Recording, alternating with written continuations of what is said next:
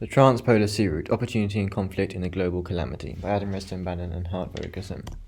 So at the moment, the major Arctic shipping routes either being used or planned for are the Northwest Passage, the Northern Sea Route, and the Transpolar Sea Route, which is the one we'll be focusing on today.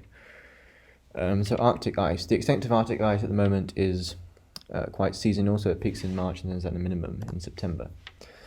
So the decline in Arctic ice has been exacerbated by global warming, and that's shown by the graph, which shows how it's declined dramatically over the past 40 years. And then also the image on the right demonstrates how by the year 2050, which is when the TSR is planned to be in operation or open, it shows how the ice thickness is greatly reduced, which will enable ships to pass through it. So the impacts of melting ice. There are a few positive impacts, such as increased minerals and oil accessibility, but crucially it's the increased shipping opportunity. However, shipping also does create significant negative impacts, especially on the environment and on the indigenous communities. So the environmental impacts of shipping in the Arctic. The Arctic ecosystem will be negatively affected by the noise and pollution created by ships, as well as the ramming of animals by the icebreakers. As well, in addition, the breaking up of remaining ice could exacerbate the ice decline, as well as negatively impact the livelihoods of the indigenous communities. So sustainable shipping, such as electronic powered ships, and could reduce the environmental impacts which the shipping will have if it continues to use fossil fuels. However, the feasibility of this is limited to the long term, as in the short term. The ice hasn't melted sufficiently, and the sustainable shipping is still in its early stages of development, and as such it may not be feasible until mid-century. So icebreakers are important because they're one of the few ships that enable trade to take place through the Arctic. At the moment it's dominated by Russia, who has 46 currently and another 15 either planned or under construction.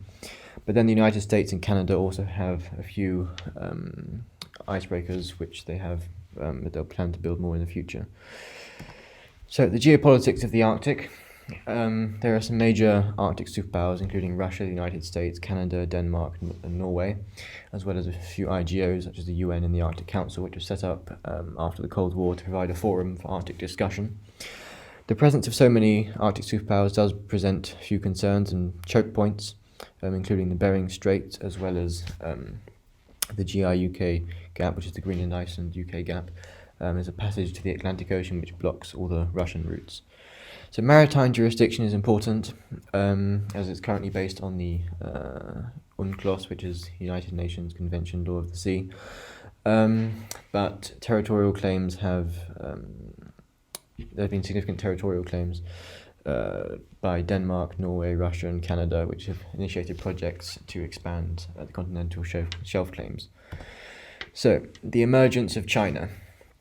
The Northern Sea Route passes through Russian waters, and that's received major Chinese funding. It's part of a $9.5 billion agreement between China and Russia.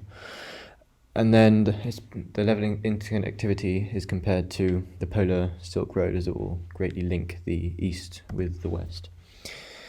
Now the Transpolar Sea Route, currently it reduces Europe-China trade by approximately 12 days. This was demonstrated by a voyage in 2009, which decreased the cost by $300,000 and 3,000 nautical miles,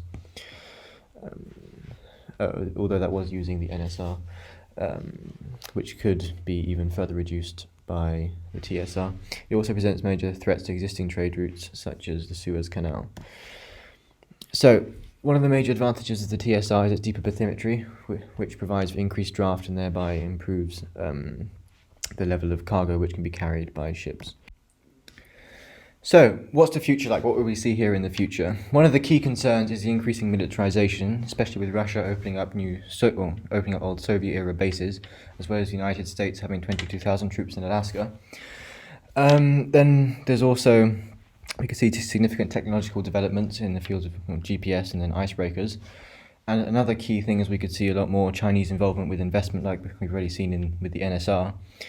So the key question remains is, will all of this create cooperation or conflict? Thank you.